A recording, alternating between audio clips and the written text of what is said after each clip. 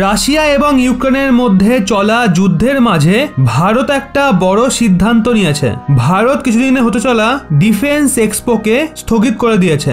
এই defence expo 10ই March থেকে 14ই মার্চের মধ্যে গান্ধীনগরে আয়োজিত করা হতো। মনে করা হচ্ছিল এটা ভারতের এখনো পর্যন্ত সবচেয়ে বড় ডিফেন্স এক্সপো হতো। এই ভিডিওতে আপনাদের বলবো এর কি এমন কারণ থাকতে পারে যার জন্য ভারত ডিফেন্স এক্সপোকে স্থগিত করে দিয়েছে।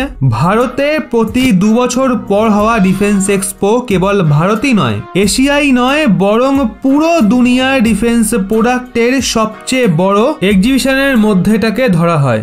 দুনিয়া জুড়ে কোম্পানিগুলো 2 বছর আগে থেকেই এর প্রস্তুতি শুরু করে দেয়, আর এইবার এটা ভীষণই বড়ভাবে আয়োজন করা হচ্ছিল। আসলে ভারত সুরক্ষা উৎপাদনকে নিয়ে আত্মনির্ভর হওয়ার জন্য যে লম্বা জাম্প দিয়েছে তার অনেক প্রোডাক্ট এই প্রথমবার ডিফেন্স এক্সপোতে প্রদর্শিত হতো। আসলে কেবল 6 দিন আগে সুরক্ষা মন্ত্রণালয় যখন এই আয়োজনকে পোস্টপোন করে তখন দুনিয়া জুড়ে হাতিয়ারের বড় কোম্পানিগুলোর মধ্যে একরকম চাঞ্চল্য ছড়িয়ে যায়। দুনিয়ার সমস্ত বড় কোম্পানিগুলো ডিফেন্স এক্সপোর জন্য প্রস্তুত ছিল। নিজেদের অফিসিয়ালদের জন্য হোটেল, গাড়ি, কনফারেন্স রুম সবকিছু বুক হয়ে গেছিল।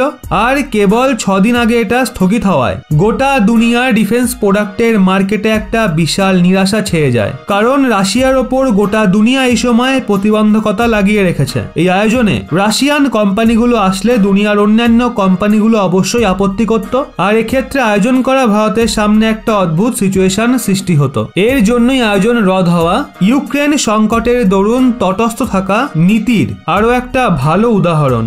ভারত সংযুক্ত রাষ্ট্র সুরক্ষা পরিষদের মহাসভায় ইউক্রেনের বিরুদ্ধে রাশিয়ার হামলার নিন্দা প্রস্তাবে অংশ নেয়নি। 141টা দেশ এই প্রস্তাবের পক্ষে মতদান করে, যেখানে 5টা দেশের বিরোধিতা করে। ভারত ওই 35টা দেশে সামিল ছিল যারা এতে অংশ নেয়নি। এর আগেও সংযুক্ত রাষ্ট্র সুরক্ষা পরিষদে ভারত ভীষণই বুদ্ধিমত্তার সঙ্গে রাশিয়ার হামলার নিন্দা তো করে, কিন্তু ভোটিং থেকে দূরে থাকে।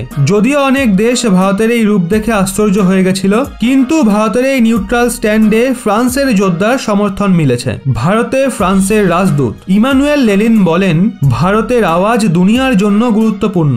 উনি বলেন কোনো দেশকে এটা বলা উচিত নয় যে ভারতের কি করা উচিত। ফ্রান্সের রাজদূত বলেন, ভারত অন্তর্রাষ্ট্রীয় মঞ্চে বড় দায়িত্ব চায়, আর আমাদের দেশ ভারতকে সংযুক্ত রাষ্ট্র সুরক্ষা পরিষদে স্থায়ী সিট মেলার প্রবল সমর্থক। উনি আগে আরো বলেন, ভারতের আওয়াজ গোটা দুনিয়াতে শোনা যায়। আমরা দুনিয়ার সবচেয়ে বড় লোকতন্ত্রের ওপর ভরসা করি। আপনাদের বলে দিই, ভারত সংযুক্ত রাষ্ট্র সুরক্ষা পরিষদের মহাসভায় রাশিয়া এবং ইউক্রেন যুদ্ধে নিউট্রাল থাকে। ভারতের তরফ থেকে আগেই পরিষ্কার করে দেওয়া হয়েছে, আমাদের প্রাথমিকতা ইউক্রেনে ফেসে থাকা ভারতীয় মানুষজন এবং পড়ুয়াদের বের করে আনা। সংযুক্ত রাষ্ট্র সুরক্ষা পরিষদে ভারতের স্থায়ী প্রতিনিধি টি.এস. তিরুমূর্তি মহাশয় বলেন, ভারত যুদ্ধবিরামের সমর্থন করে। সংযুক্ত রাষ্ট্রে ভারত বলে, মতভেদকে কেবল আলোচনা এবং কূটনীতির মাধ্যমেই শেষ করা যায়। ভারতের এই সিদ্ধান্ত নিয়ে কি আপনারাও একমত?